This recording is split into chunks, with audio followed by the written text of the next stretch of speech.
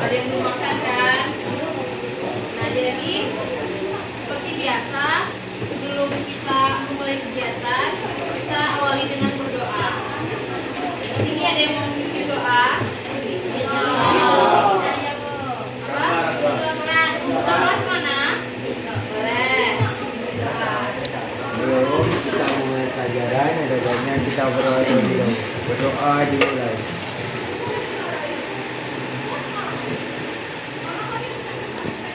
Doa selesai. Terima kasih ketua kelas sudah berani memimpin doa kegiatan kita hari ini. Jadi sebelum kita masuk ke materi, di sini ibu mau absen dulu.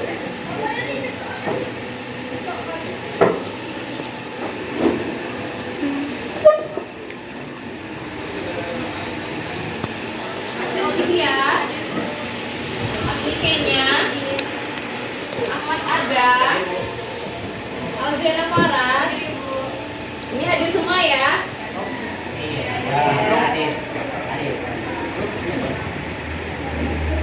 Oke, kita masuk ke materi. Udah siap? Nah, materi kita hari ini mental health atau kesehatan mental.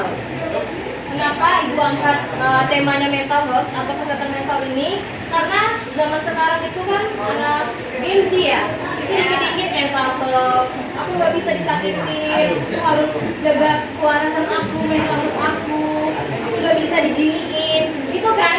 Nah, terus juga zaman sekarang itu generasi kita tuh biasa disebut dengan generasi strawberry. Ada yang tahu kenapa disebut dengan generasi strawberry?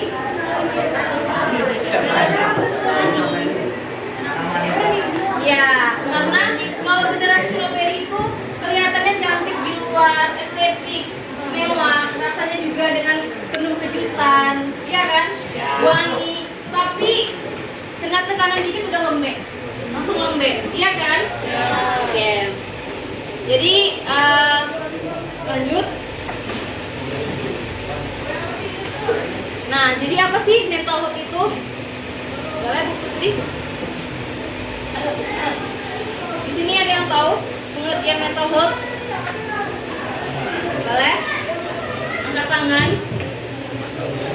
Boleh, Vivi? Kalau yang tahu mental health itu merupakan suatu kondisi pada seseorang atau seorang individu di mana itu tuh mencakup tolak ukur kesejahteraan mental kesehatan dia baik dari segi psikologi, cara berpikir, kejiwaan dan lain-lain. Benar, terima kasih Vivi udah benar jawabannya.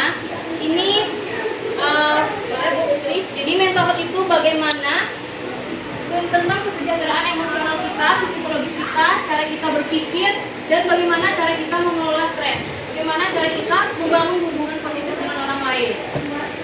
Nah, jadi mental health ini juga berhubungan dengan bagaimana cara kita beradaptasi dengan perubahan-perubahan yang ada di dalam diri kita, di dalam kehidupan kita. Terus bagaimana cara kita mengontrol emosi dan mengatasi emosi tersebut dengan baik. Oke, di sini Ibu bakalan nampilin video mengenai mental health. Boleh disimak, nanti Ibu minta perwakilan untuk menyimpulkan dari video tersebut.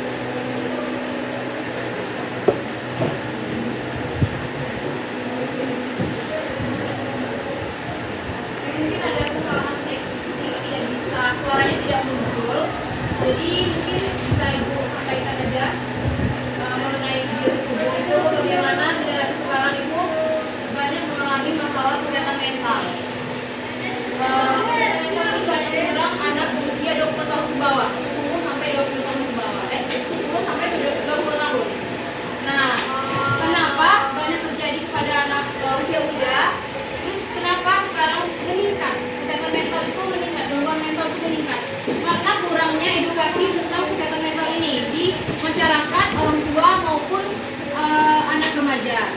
Jadi banyak orang itu meremehkan kesehatan mental itu. Terus juga stigma yang negatif mengenai kesehatan mental.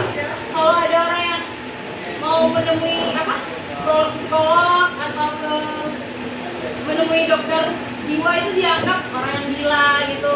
Pokoknya stigma yang negatif. Jadi sehingga orang yang mengalami kesehatan mental itu takut untuk berkonsultasi dengan orang yang profesional di bidangnya. Maka dari hal-hal tersebut dampaknya itu banyak sekali anak remaja sekarang yang mengalami kesehatan mental, gangguan kesehatan mental dan tidak berani untuk mengungkapkannya atau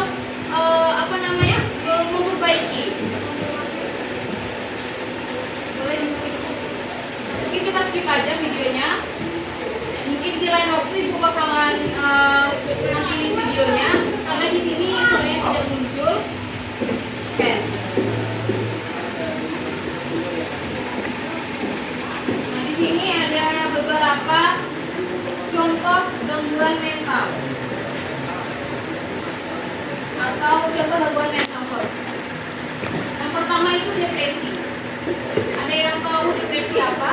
Karena kan depresi itu juga sering digunakan kata-kata depresi.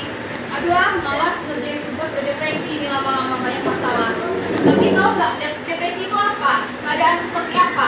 Sampai kalian itu menyebutkan kata-kata depresi. Kalau ada masalah banyak langsung depresi. Kalian tahu nggak? Depresi itu apa? Keadaannya seperti apa? Ayo. Karena kata-kata depresi ini sering banget digunakan sama remaja sekarang, sama orang-orang. Tapi mungkin masih banyak yang belum tahu depresi ini keadaan seperti apa sih?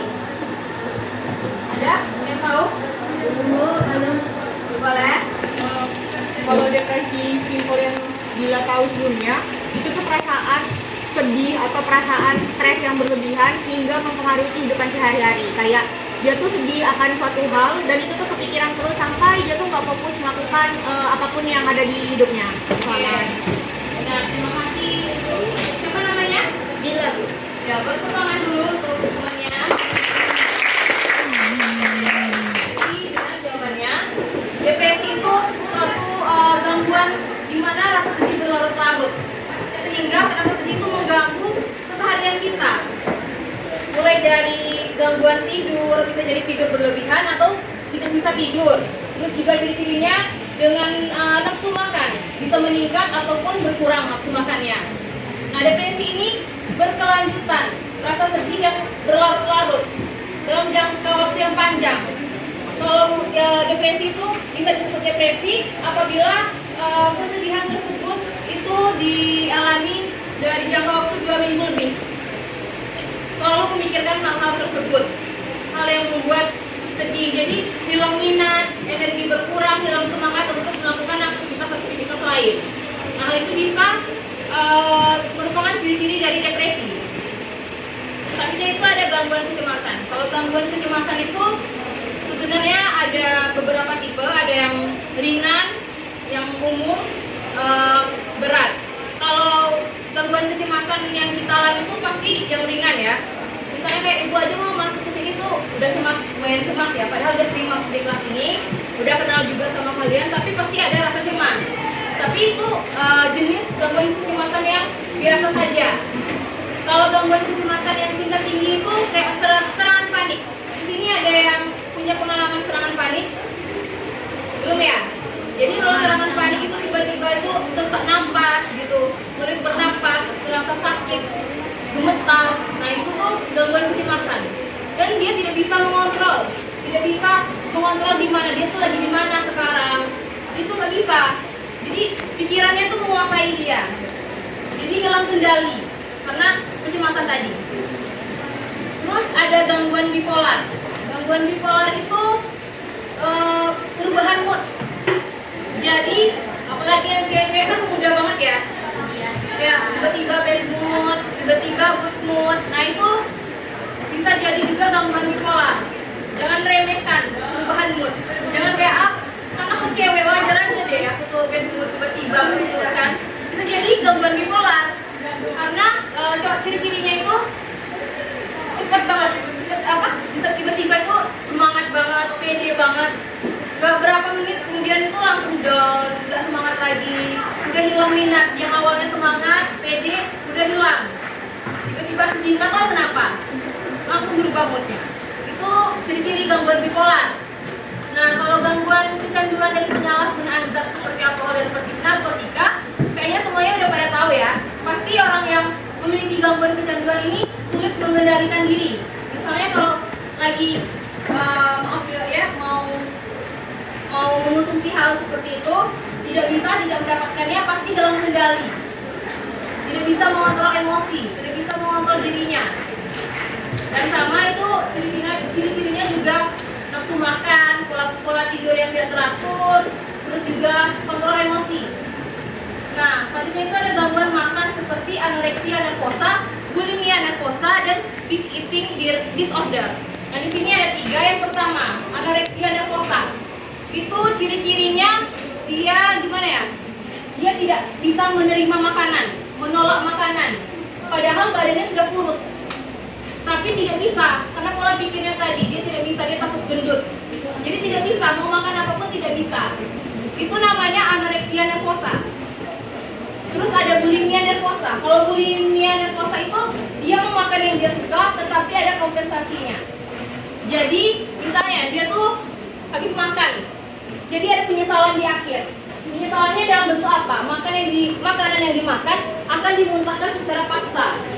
Atau bisa juga setelah makan cuma sedikit berapa kalori, tapi dia langsung olahraga berat, olahraga lama, karena nggak mau badannya gendut atau apa. Ada kompensasi dari yang dia makan. Itu bulimia nervosa. Terus yang binge eating disorder ini, di mana orang tersebut makan terus tanpa ada kompensasi. Artinya dia tidak peduli dengan kesehatannya, bentuk tubuhnya, jadi dia makan terus, laju terus, makan terus, nggak mikir. Nah, itu yang dinamakan binge eating disorder. Oke, next.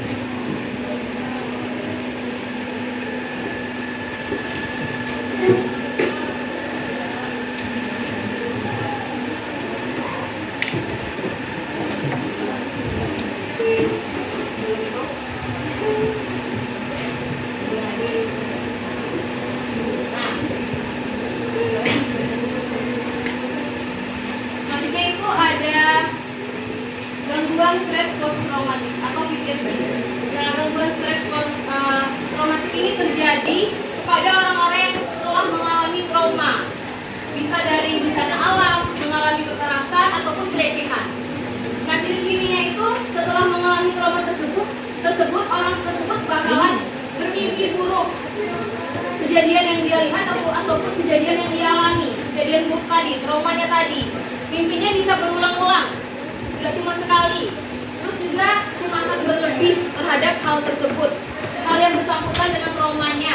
Misalnya udah pernah kejepit, ibaratnya di mesin tebu lah, kemarin lihat di TikTok itu kejepit di mesin tebu, padahal jaraknya jauh, tapi dia udah takut, melihat mesin itu udah takut.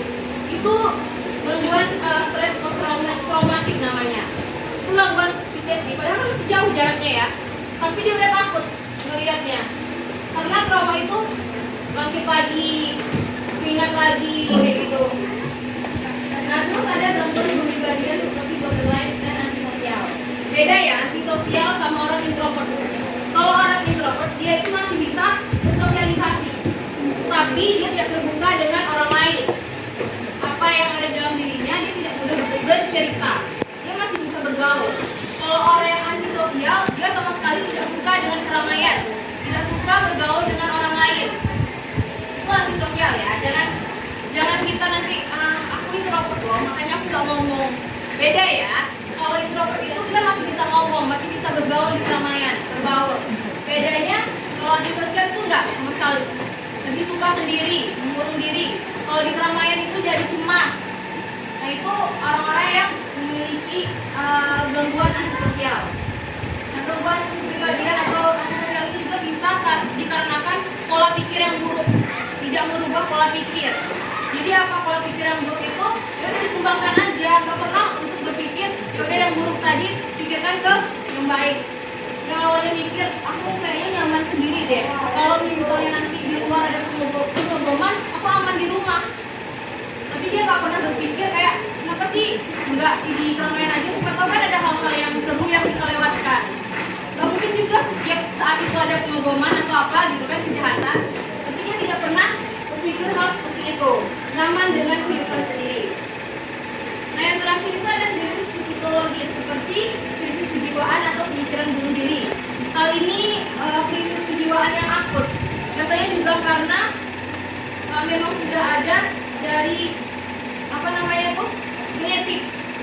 Jadi selalu berpikir untuk bunuh diri, tidak bisa mengontrol emosinya, apa-apa walaupun gak ada masalah selalu pikiran untuk bunuh diri. Itu namanya psikologis, karena tidak bisa berpikir panjang, pikirannya stuck di sana saja. Ada masalah dikit langsung ini bunuh diri saja, menyelesaikan masalah dengan cara bunuh diri. Nah itu orang yang punya gangguan kesehatan mental yang namanya krisis psikologis atau krisis kejiwaan. Oke, next.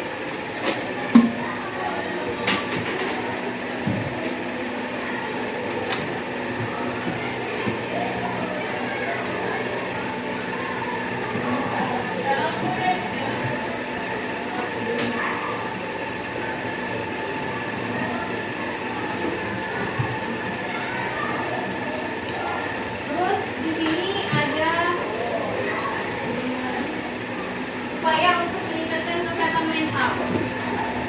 Nah, di sini ada beberapa upaya untuk meningkatkan kesehatan mental. Yang pertama itu terapi psikologis. Tentunya kalau permasalahan atau gangguan kesehatan mental itu terasa sudah sangat berat, itu bisa menemui profesional, orang yang profesional di bidangnya, seperti dokter kejiwaan ataupun psikolog atau psikiater.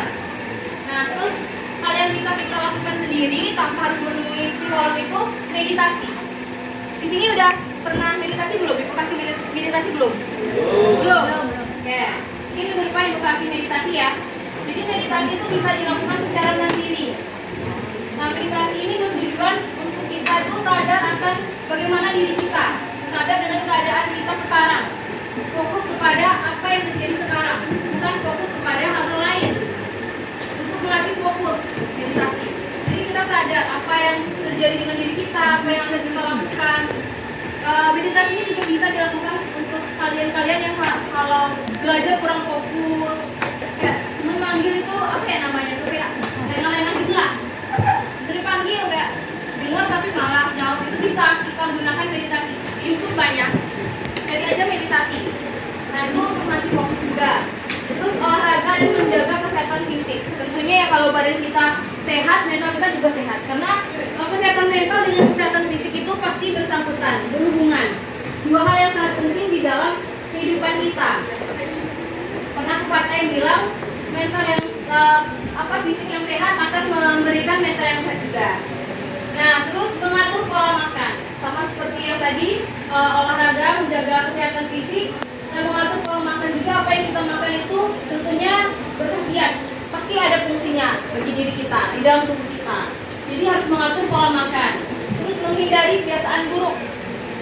Nah, supaya kita tidak kena kesehatan mental, gangguan kesehatan mental, tentu kita harus menghindari kebiasaan buruk. Yang menurut kita itu buruk, bisa berdampak buruk nantinya, bisa dihindarkan, dihilangkan kalau bisa. Nah, selanjutnya itu memperkuat dukungan sosial. Jadi kalau kita merasa kita ciri-ciri tadi ya, ada ciri-cirinya di kita, terus memperkuat dukungan sosial dengan berteman dengan orang-orang yang positif. Jangan mengurung diri. Kalau ada masalah itu jangan mengurung diri. Kadang setan itu udah yang merasuki orang-orang yang lagi melamun di kamar itu, bunuh diri aja lah. Padahal kan masalahnya sepele ya kadang ya. Jadi kita memperkuat hubungan sosial, sharing-sharing dengan teman, ataupun dengan orang tua, boleh juga dengan guru BK, konselor, ataupun dengan psikolog atau psikiater, untuk membantu mengatasi permasalahan kita jika masalah tersebut terasa berat. Terus tidur yang cukup. Kalau kita nggak tidur yang cukup, otomatis kita nggak bakalan fokus ya. Pagi-pagi tuh nggak bakalan fokus, udah ngantuk, mau ngapain itu nggak bisa berpikir jernih. Jadi otomatis kita kalau mengambil keputusan itu juga tidak bisa mengambil keputusan yang tepat, karena tadi kurang fokus, tidak mendapatkan tidur yang cukup, istirahat yang cukup. Kemudian mengembangkan keterampilan coping. Keterampilan coping ini bagaimana cara kita mencari solusi dari permasalahan kita. Jadi bisa tipsnya bisa dengan mencatat misalnya permasalahan yang pernah kita hadapi, lalu kita catat, kemarin aku pernah loh mendapat masalah ini. Gimana sih kemarin caranya aku menyelesaikan masalah ini? Solusinya apa? Kita boleh catat. Nah, kemudian hari kalau kita mengalami masalah yang sama, kita sudah tahu solusi apa yang tepat untuk kita gunakan dalam menghadapi masalah tersebut. Kita harus paham bagaimana cara menyelesaikan masalah kita sendiri. Nah, terus mengurangi stres. Apa penyebab stres itu dikurangi? Entah itu pacar atau siapapun. Kalau masalah itu dia itu penyebab dari stres, ya udah hilangkan saja. Iya kan? Oke? Boleh? Next, Putri. Ya. Jadi ini udah selesai materinya, sebenarnya. Selesai ini. Ya, ini udah selesai ini. Jadi di sini ibu mau buka tanya jawab, mungkin ada 2 orang atau 1 orang kalau enggak, karena jamnya udah mau selesai. Boleh? Baik Ibu, perkenalkan nama saya Zaskia Anastasia Maharani. Tadi setelah Zaskia melihat video dan penjelasan yang diberikan oleh Ibu, bagaimana kita tahu kita sebagai remaja itu membedakan antara sedih yang kami alami itu adalah sedih biasa dengan depresi. Baik, terima kasih Zaskia sudah berani untuk bertanya. Tepuk tangan dulu semuanya. Ini langsung jawab saja ya. Bedanya sedih biasa dengan depresi itu apa? Seperti yang Ibu sampaikan tadi, kalau sedih biasa itu hanya terjadi dalam beberapa jam atau hanya terjadi dalam beberapa hari, jangka waktunya pendek. Beda dengan depresi, kesedihan yang kita alami itu berlarut-larut, lebih dari 2 minggu, berkepanjangan. Itu bisa disebut dengan depresi ya. Jadi perbedaannya itu dalam jangka waktunya dan bagaimana cara kita menyelesaikannya, menghadapinya, mengalihkan perasaan tersebut. Itu bedanya depresi dengan kesedihan yang biasa. Apa sudah bisa diterima dari Zaskia? Sudah Ibu, terima kasih Ibu. Terima kasih. Mungkin kenalan dulu untuk Zaskia tadi. Masih ada yang mau nanya satu penanya lagi? Ya, boleh Sultan, silakan. Assalamualaikum warahmatullahi wabarakatuh. Perkenalkan, nama saya M. Sultan Sanjevi. Sini saya ingin bertanya, Bu, bagaimana cara kita supaya saya bisa membantu teman jika ada teman yang mengalami depresi atau kecemasan? Terima kasih Sultan. Jadi, bagaimana cara kita membantu teman kita jika mengalami depresi? Yang pertama, jadilah teman bercerita. Jangan memberi nasihat. Kalau ada teman yang bercerita, jangan langsung memberi nasihat, apalagi mengadu nasib. Ya kan? Jangan nian ya. Jadi kita dengarkan dulu, terus kita memberi empati, simpati kepada teman kita, tapi jangan menyinggung perasaannya saat dia cerita. Kau ini kecil nih masalah kau, kemarin lebih besar dari kau. Jangan. Nanti teman kita itu udah lagi ya cerita sama dia dan gak ngertiin aku, tapi lagi nasib. Ya kan? Jadi dengan dia bercerita, kita peduliin. Kalau dia nanya solusi, kita kasih solusi tapi kembalikan kepada dia mau yang mana, karena semuanya keputusan ada di tangan dia, supaya teman kita lebih nyaman. Terus kalau bisa kita rasa yang masalahnya terlalu berat, kita bisa menganjurkan mengasih solusi kepada teman kita untuk menemui pihak yang profesional, konselor atau psikiater atau psikolog. Gak apa-apa, tapi dengan cara yang lembut, jangan menyinggung. Wah gila kau nih, payah kau sekolah kau nih, jangan. Nanti tersinggung temannya. Tapi harus dengan jangan menyinggung intinya. Peduli, empati, simpati, jadikan pendengar yang baik. Gimana Sultan? Yes. Baik. Terima kasih untuk tangan dulu Sultan. Jadi karena kita tanya jawabnya 2 dan waktunya sudah selesai, mungkin Ibu minta 2 perwakilan dari kelas ini untuk menyimpulkan pesan dan pesan kegiatan kita hari ini. Boleh? PDP? Boleh berdiri. Baiklah, mungkin untuk kesimpulan dari pembelajaran kita hari ini, yang pertama kita mengetahui dari pengertian dari kesehatan mental itu sendiri yang merupakan suatu kondisi atau tolak ukur kesejahteraan seseorang dari segi psikologis psikologisnya, bagaimana dia berpikir, bagaimana dia mengolah emosi dia, bagaimana mengolah stres dan berpikir secara jernih. Kemudian untuk kita juga mengetahui bagaimana kita pada kondisi yang sedang kondisi mental kita, kesehatan mental kita sedang baik maupun tidak baik dari beberapa aspek tadi seperti yang sudah disebutkan sama Ibu, bagaimana kita mengolah emosi kita, bagaimana cara kita berpikir, apakah kita berpikir positif atau kita berpikir negatif, semua itu tergantung pada kesehatan kondisi mental kita sendiri.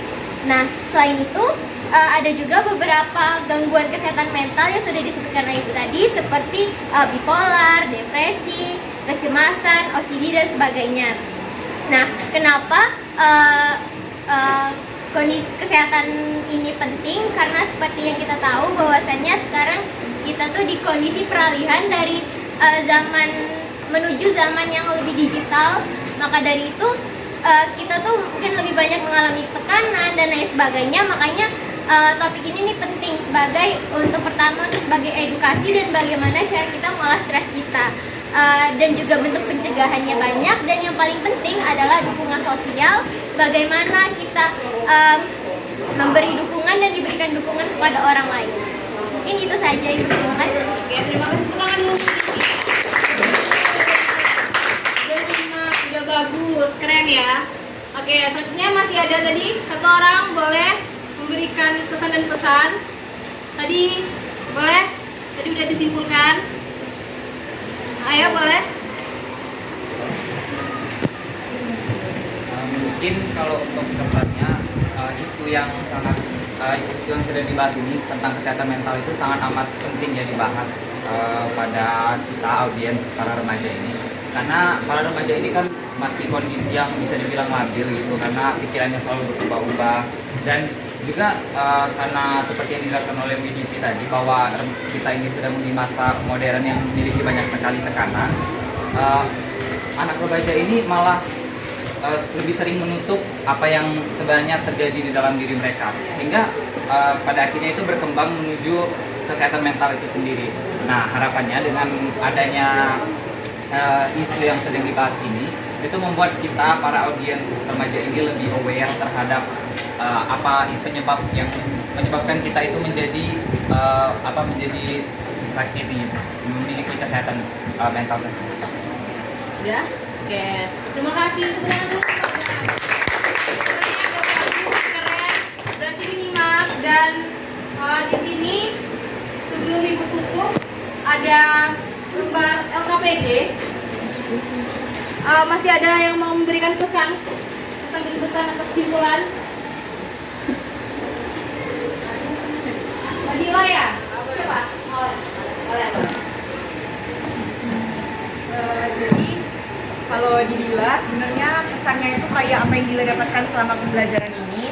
Jadi selama pembelajaran ini Dila belajar banyak banget, yaitu yang pertama, kenapa kesehatan mental itu penting untuk diperhatikan, terutama bagi remaja. Kemudian dari kesehatan mental itu apa aja bagian-bagiannya, jenis-jenisnya, macam-macamnya, dan kenapa ini rentan kena sama remaja gitu. Dan kemudian sebagai remaja, dari penjelasan Ibu juga sama penjelasan kesimpulan dari Widivi dan juga Bagas, itu Dila juga dapat pengetahuan yang baru kalau misal sebagai remaja kita tuh bisa loh mencegah atau bahkan menangani sendiri terlebih dahulu masalah yang ada. Kemudian satu hal yang paling penting juga di sini Dila belajar dan paling di highlight adalah sebagai remaja terutama atau sebagai manusia biasa, kita tuh penting banget untuk berbaur dan juga sharing masalah kita sama orang lain. Ya, benar. Kita akan dulu ke Madila. Udah nyimak, udah bagus, dan tepuk tangan lagi untuk kita semuanya. Nah, jadi sebelum ditutup, di sini seperti biasa ada LKPD yang harus kalian isi. Nanti Ibu kasih waktu untuk mengisi LKPD-nya.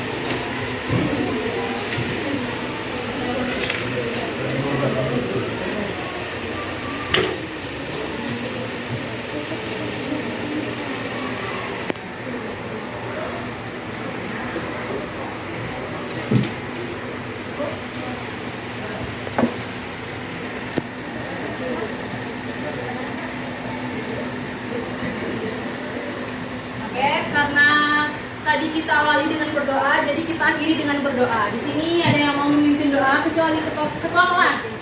Boleh yang lain memberanikan diri untuk memimpin doa? Oleh Sultan, silakan.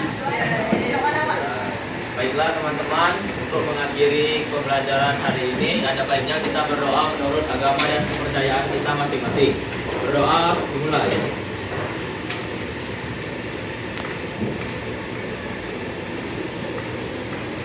Doa selesai. Oke, terima kasih Sultan udah berani untuk memimpin doa.